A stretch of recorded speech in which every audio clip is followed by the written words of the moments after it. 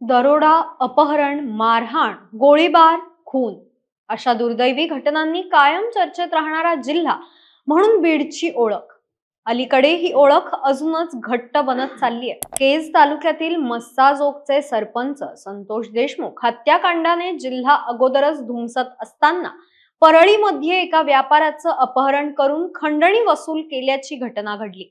त्यानंतर लगेच 12 डिसेंबर रोजी मध्यरात्री बीड शहरात डोंगरे कुटुंबावर घरात घुसून गोळीबार केल्याची धक्कादायक घटना घडली.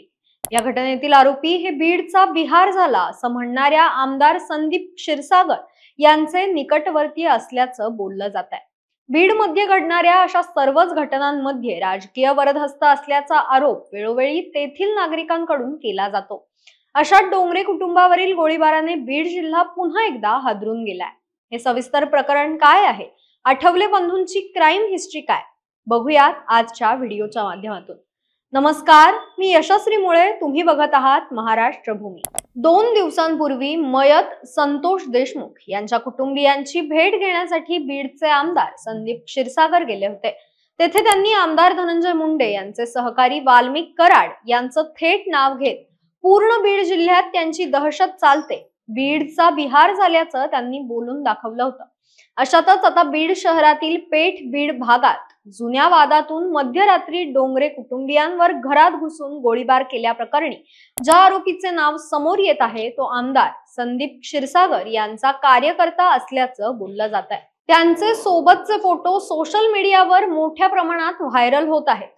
विश्वास दादाराव डोंगरे, राहणार इमामपूर रोड, बीड असे गोळीबारात गंभीर जखमी झालेल्या व्यक्तीचे नाव आहे. डोंगरे व आठवले यांच्यात जुना वाद असल्याचं समजतंय. शुक्रवारी मध्यरात्री 2च्या सुमारास अक्षय आठवले यांनी डोंगरे यांच्या इमामपूर रोडवरील घरात घुसून गोळीबार केल्याची माहिती समोर येत आहे. यामध्ये डोंगरे हे अत्यंत गंभीर जखमी झाले असून त्यांना तातडीने उपचारासाठी छत्रपती संभाजीनगर येथे हलविण्यात आलंय. या प्रकरणाचा अधिक तपास पेठ बीड पोलीस करत आहेत.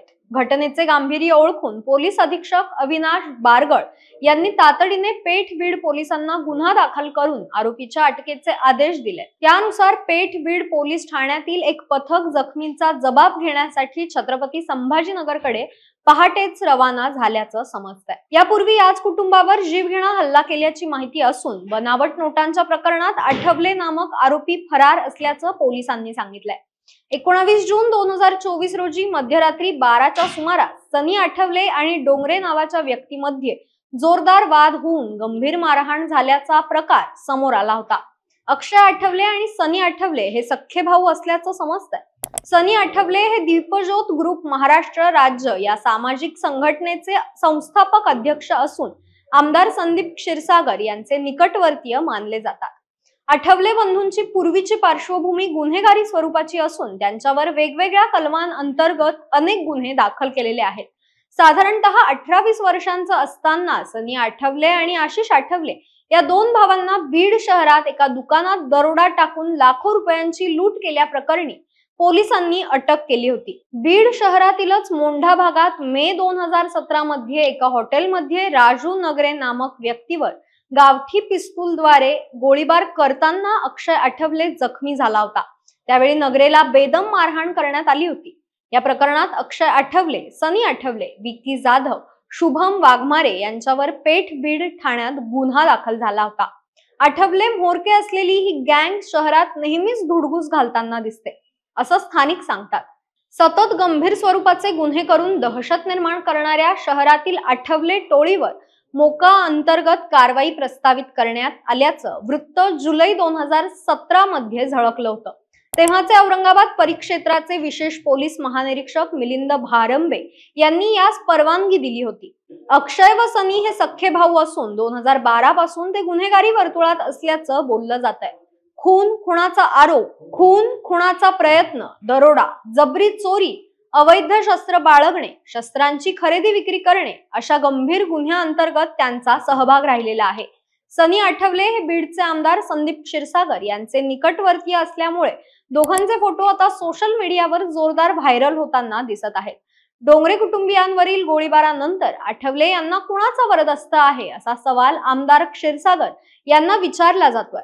सरपंच हत्या प्रकरणानंतर आमदार क्षीरसागर यांनी जिल्ह्यात धनंजय मुंडे यांचे सहकारी असलेले वाल्मिक कराड दहशतीचे वातावरण पसरवतात असा आरोप केला होता।